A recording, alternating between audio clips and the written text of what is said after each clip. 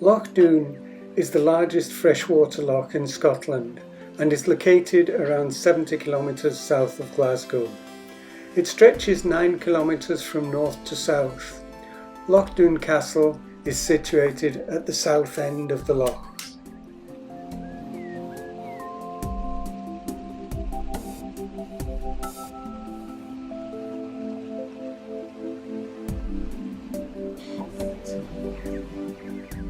The castle was the ancient seat of the Lords of Carrick and was built around 1275 on an island in the middle of the loch.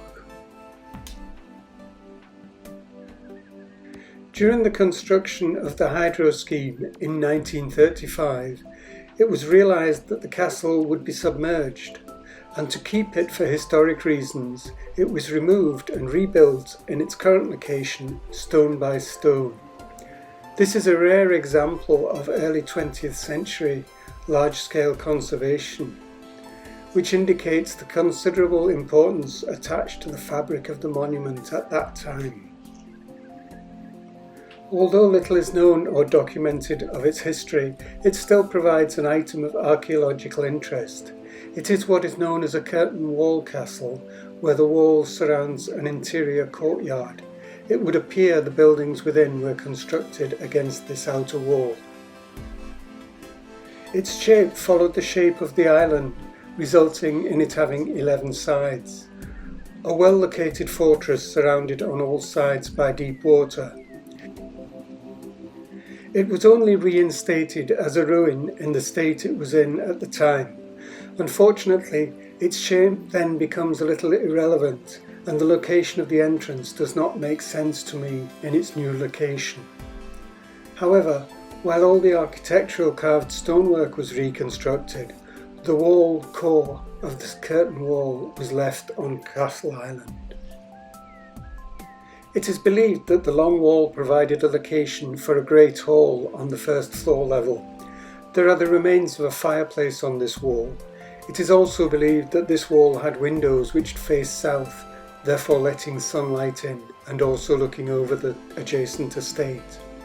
There is a further fireplace on the western wall, probably part of a chamber.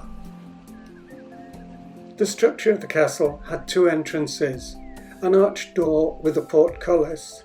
The portcullis is still believed to lie in the loch, and a postern or back gate. The postern may have been the everyday entrance, giving access to the beach, which could be considered an outside yard. Both entrances appear to have been modified at a later date, as the interior profile is different to that of the exterior in both instances. The main entrance was a simple pointed archway protected by the portcullis and double-leaved doors closed with two drawbars recessed into the walls. There is very little left of the original internal buildings, just the base stones. Although in its original location it was protected by deep water and too far from land to be within range of primitive catapults of the time, the castle was still besieged several times, with changing owners, and was destroyed and rebuilt. The castle structure is of a higher than expected quality, as it uses fine ashlar cut stone with regular sized stones and rebated joints. There is also minor architectural detail which has fortunately been spared from the ravages by stone robbers, probably due to the remoteness. There is more information on the castle's history in the description.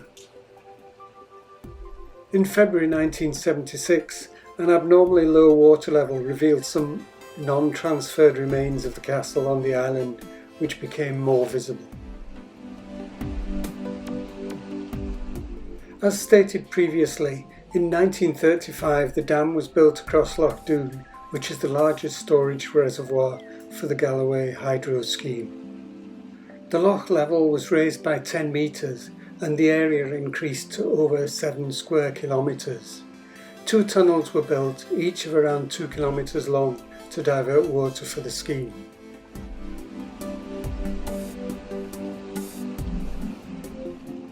The dam is 299 metres long